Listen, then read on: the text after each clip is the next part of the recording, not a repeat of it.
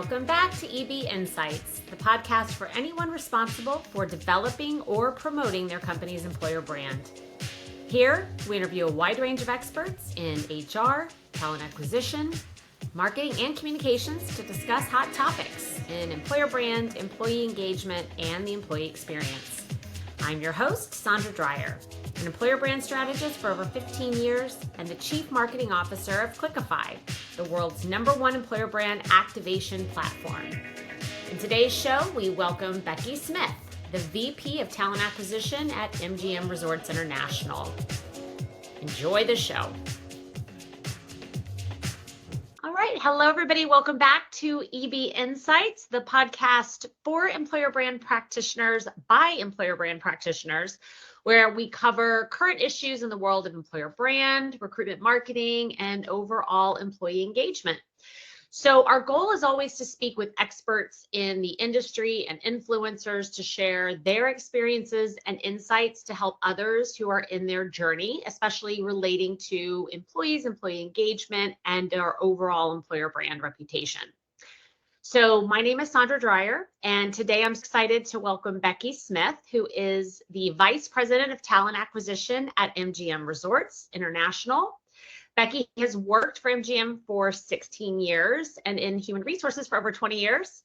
Her experience includes labor and employee relations, employee engagement, talent acquisition, talent management, organizational effectiveness, and learning and development. She also has a master's in industrial organizational psychology with a dual specialization in leadership coaching from Capella University. And she holds a senior certification in human resources from the Society for Human Resources Management.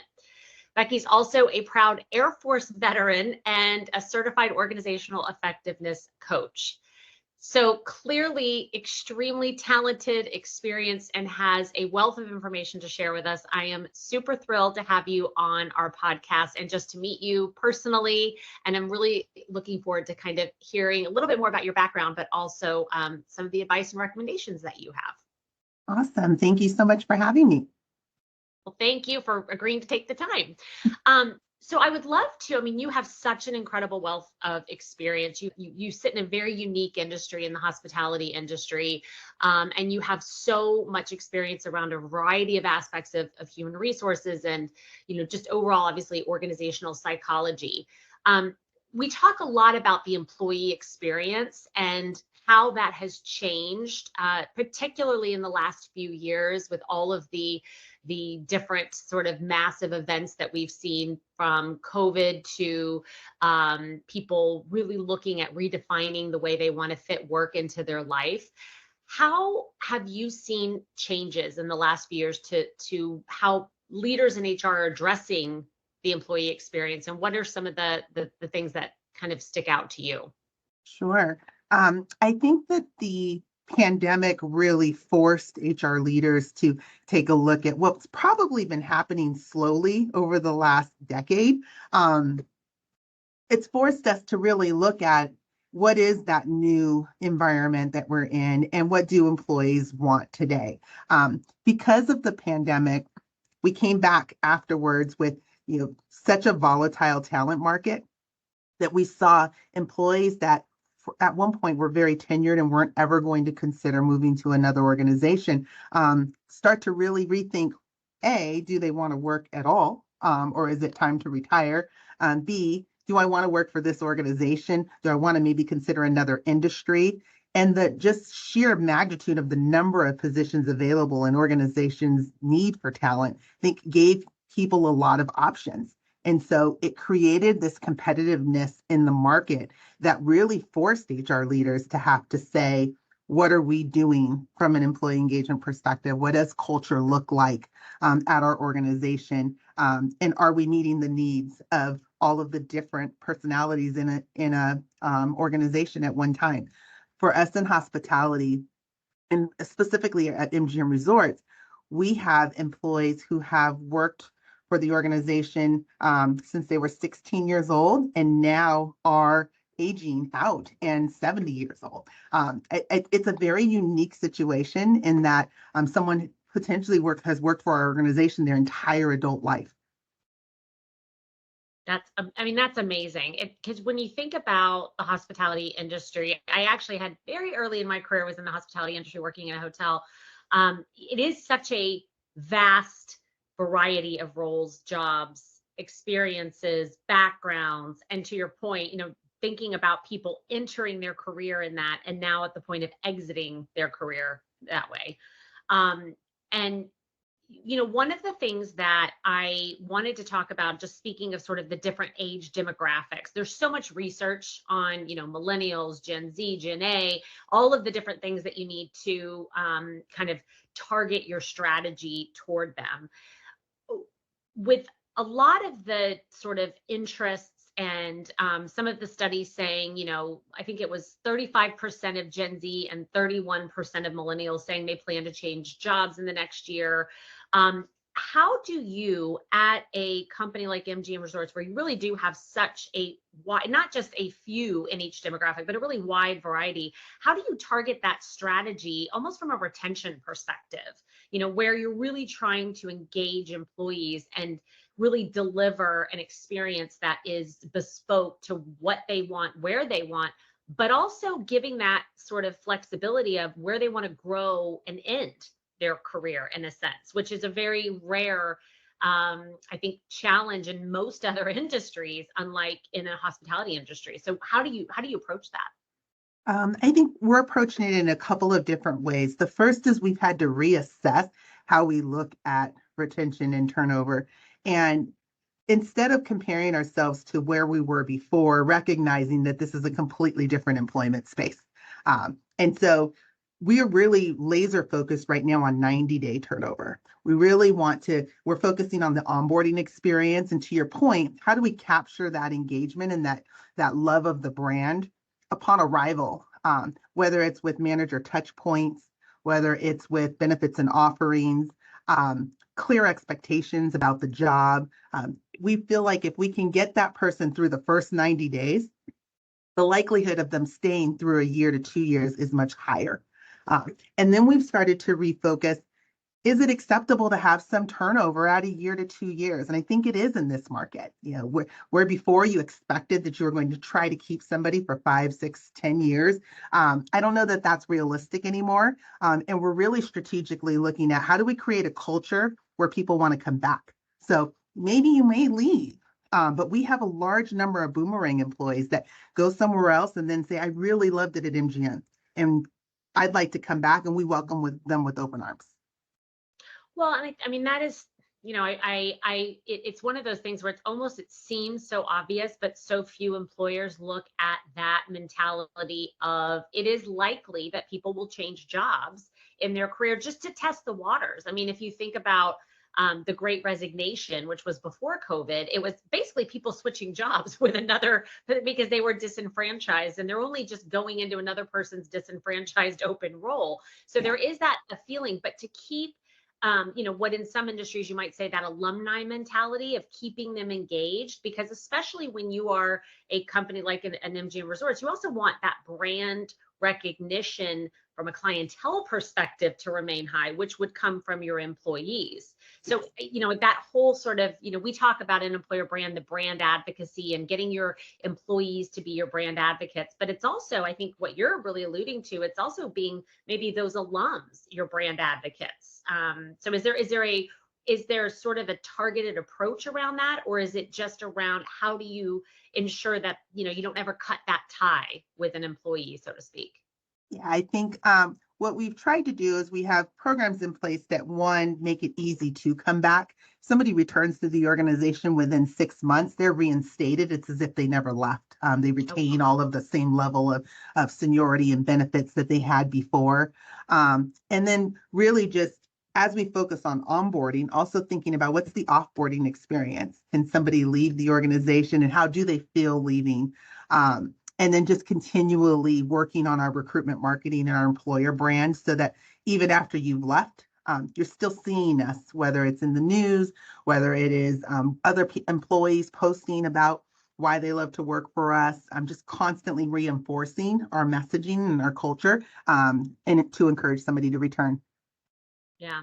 And I think that whole, the whole concept of culture, which I think a lot of, sometimes you'll hear it and it feels maybe it's a little soft and fluffy, and culture is almost something you can't put your finger on, but it's so core to the employee experience, and it's very core to a candidate experience as well, because candidates very much want to get an inside peek of what it's like to work at your organization before they take the leap, maybe even into the interview process.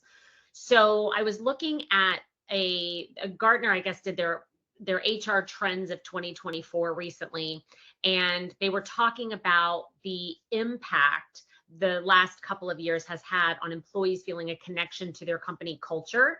So obviously during COVID, there was in many industries, a fully move to remote experience. And then there was a quick swing back to a forced hybrid approach in most cases, and how a lot of that is kind of disenfranchising employees to feeling, disconnected. But within that same poll, they were with the HR leaders, they were talking about almost half do not know how to drive change to build a desirable culture. And I think that's something that is, if we're going to talk about that being sort of the foundation of creating a strong employee experience and creating a strong candidate experience, a strong alumni experience, how have you at MGM really addressed driving cultural change, or even identifying what your culture is and then magnifying that internally and externally? That's a great question. We started with coming back from the pandemic and reassessing what our culture was, because we recognized really quickly that what we had identified the culture to be pre-pandemic was no longer the case. And so we had a very different workforce. To your point, employees were really looking for different things from their employer. And so we partnered with Gallup and did a pretty comprehensive project around just identifying what is the culture like today. And we did that by talking with employees to hear from them. How did they define the culture, and what did they want the culture to be? And what we heard overwhelmingly from teams, whether they were new to the company, very tenured at various leadership levels in the organization, was that what people loved about our company was, one, we're a big brand, and that's exciting. We get to do fun things. They love the opportunity for growth and advancement. Love the feeling of family and that you're part of something bigger when you work for the company. And so we took 5 or 6 organizational characteristics that we found in themes from all of those interviews, and then we just really doubled down on them. We communicated them. We talked with our employees about what we found, and then we started tailoring our benefits and programs to really match what we heard from employees. And so that's been really helpful for us. We've done quite a bit of work on our EVP and really just sharing with both candidates and our internal employees what we heard and what our culture is evolving to as it's happening. So just that, I mean, and that's kind of an ideal journey. And I think a lot of people who will listen to this might be on the very early stages of it, which is almost trying to articulate to leaders the business value in going through the exercise that you went through. Especially when you look at an economy which is in flux and a little bit in a hold, I guess, being in an election year here and in Europe, or in the UK, I should say. So when you sort of started this, and maybe at MGM that the leadership was already open to this, but obviously you have an extensive amount of experience working with different leadership teams, and you are, very experienced in all aspects of this from an employee experience perspective. How do you quantify the importance of this to a business leader? How do you quantify culture? Because culture can feel very, well, that's a nice to have, but we've got to sell X amount of rooms, or we've got to, sell X amount of widgets, and that's our focus. So how would you suggest people think about quantifying the importance of investing in what you just talked about? Sure. I think we've really received a business case handed to us over the last couple of years because of the instability in the market. I think for those of us that have worked in talent acquisition, we always have known the importance of attracting talent, how it impacts the bottom line, how it absolutely is a business discussion. But I don't know that business operators always understood that, to your point. And so when we have all been in a war for talent, it became more clear how important it was to, one, be able to competitively attract people, but two, how to keep that turnover down and retain people. So I think that's the business case, is saying if you have a strong culture and you're doing a really great job of sharing what that culture is to attract people, it immediately impacts the bottom line. Absolutely. Yeah. I mean, it's just finding those aspects of quantifiable data that you already have. How much is it costing you to continue to attract talent? And I always equate it to, if you're filling the boat with more talent, how big is the hole in the back of your boat with your talent leaving? It's an Right. equal balance of re-recruiting your employees while also attracting the talent that you want or you need to build your business. Right. And for us, a large number of our hires each year are internal promotions. And so, we've really used that as a strategy to say if somebody is looking for opportunity and advancement, they are going to either stay with us and get an opportunity, or we're going to lose them anyway because they'll just go somewhere else because there's so many jobs available. The better approach is to keep that engaged employee with us and offer them a promotional opportunity. And so we've really, really worked towards our internal mobility strategy and retaining employees that we already have that are bought in and love our culture already. Mhm. And do you, I assume, really try to proactively share that narrative internally and externally? Because that's such a huge part of the experience that these candidates are looking for, which is I want a company that invests in me and develops me beyond what I'm now applying for. Yes. And we've really focused on just sharing the wealth of stories. We have 60,000 employees who've had amazing journeys. Myself as one of them. When I joined the company, I came from a military background. And so the thought of staying at one company for 16 or 17 years is really absolutely not something I would have ever wanted to consider. I love to change and experience new things. I've had that within our organization every couple of years because of opportunities to grow. And so just sharing those stories and allowing someone to see someone that looks like them, who's in a similar career path and what that looked like. Just the myriad of opportunities available for someone who just isn't sure what they want to do has been really valuable for us to just share and highlight that story to candidates. Yeah, which is incredible.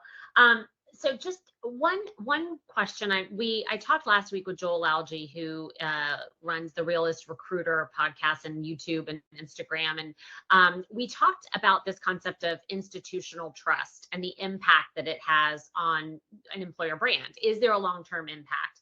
Or is some of this just very situationally based, where, as the economy, shifts back and forth, so will that trust, but it will pop back kind of like a pendulum swings. And whether or not at MGM, and obviously during COVID, being in the hospitality industry, there was a significant impact to that industry clearly during those years. What have you seen either out in the environment of the HR leaders that you meet with and work with, or at the businesses where you've worked?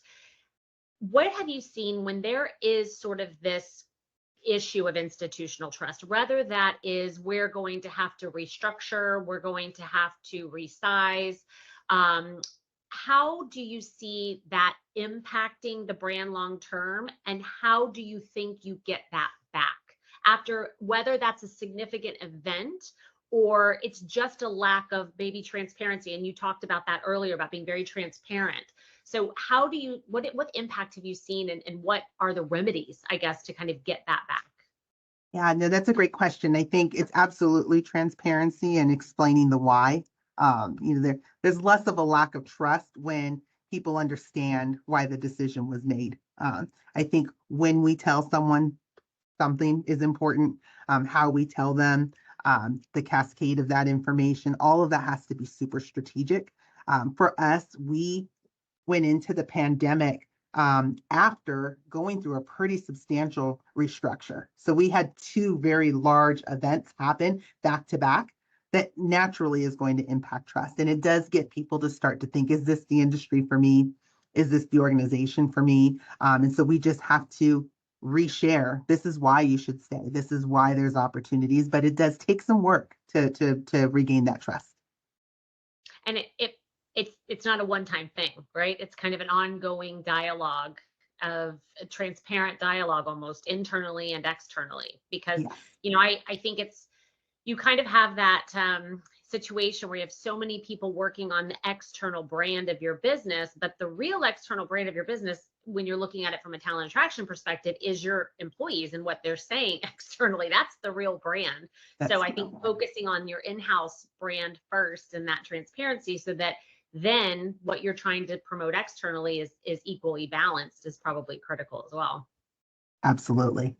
Yeah. So the last thing I want to ask you about, because one thing that MGM is fantastic at, and I know it's a huge priority of yours, is really the enablement of your recruiters. So, recruiting, especially now, is very much requiring that recruiters understand how to be marketers. They understand how to market themselves as well as their business, and they have to understand how to leverage social media to their advantage. I think the last Glassdoor survey that I saw said about 80% of job seekers are looking for employment through social media, and 85% of companies are using social media as their primary source of recruitment. So one thing I know you have put a lot of focus on at MGM is enabling your recruiters to be more savvy and stronger marketers using social media. Can you give any advice and tips to those individuals who are leading talent acquisition or in HR functions that are looking to, how do I strengthen the ability of my recruiters to do this? And that's, we really worked hard as part of a transformation of TA a couple of years ago to really shift our recruiters' perspective on attracting talent to. We're a big brand, so we always are going to get candidates. But we really had to shift from a place of hiring the best of who's applied to hiring the best that's out there. And so that's marketing, right? We had to get our positions out there and really try to reach that person who was at home, who otherwise wasn't thinking about MGM Resorts or a job. And we brought the job to them and said, why don't you work here? And so we spent a lot of time with our recruiters shifting to that mentality, and had to arm them with the ability to be marketers. It's one of the reasons why I love Clickify, is because it allows a recruiter to have that tool. They don't have to be an expert graphic designer, but they have on-hand marketing templates that allow them to easily put out information that allows them to stay on brand. So we started with creating really clear brand standards, educating our recruiters on them so that they felt comfortable, whether on social media or out in the community, talking to our EVP, our culture, and what our brand was. And then we activated Clickify and sent them out to start utilizing it. So it's part of our internal process that anytime we post a job, there has to be some sort of marketing efforts made. And the results have been astronomical. Our candidate volume has increased substantially, and we've really started to bring talent into the organization that has different perspectives, coming from different industries that we otherwise likely would not have attracted because they just didn't know what we had to offer. It's one of those things too. It's understanding how to leverage social media, and then it's targeting the message to the role, right? Because the goal being not to get just tons more candidates to apply, but the right candidates to apply for the role. Were there any lessons learned in that process? Because I would imagine that some recruiters are, much more, change agile and able to kind of leap into that world than others. Are there any lessons learned that you could pass on to anyone else that's looking at, how do I help my recruiters? How do I make them more savvy without making them just go to 12 more things that they have to do in their day because they have enough, right? Yeah, I think in the beginning it was a little intimidating because we were asking them to, stop posting the traditional job description and instead really take the perspective of this is a job ad. Like, how are we advertising this job and making this marketable and attractive to someone who's looking at our organization? And so we did a lot of workshops. We have brought in teams and literally pulled out special jobs together, and between the group talked through, what would you do? How would you sell this? We've gotten a lot of feedback from candidates on what they thought when they applied for the position. Did the job feel clear? Did we market or sell it in the right way? And it just constantly evolving our process. But I think the writing of the job ad was probably the most intimidating, and just took work, just practice. But now I think that most of our recruiters can do it with their eyes closed. Oh, that's amazing. So very, very last question for you. What advice would you give to anyone who's starting their career in HR, organizational effectiveness? What are some of the maybe lessons learned you could pass on? Because you just have so much incredible, rich experience. So what are some words of wisdom? I think I'm a big fan of mastery. And, I think that there's so many opportunities for people now. It's really quick to grow in your career and move to other roles, sometimes too quickly. And so really, mastering the work that you're doing as you grow in leadership, you really have to have a really clear understanding of the function. And so it catches up to you when you don't have that. So my suggestion would just be curious, ask questions, really learn everything you can about the role that you're in, and then move on to the next one. That's such great advice. People sometimes have their eye too much on the prize down the road, and can kind of hurt themselves along the way. So that's amazing advice. Well, Becky, thank you so much. This has been incredible. I really appreciate it. You have such great words of wisdom and advice for everyone out there. And I thank you for your time today. Of course, thank you so much.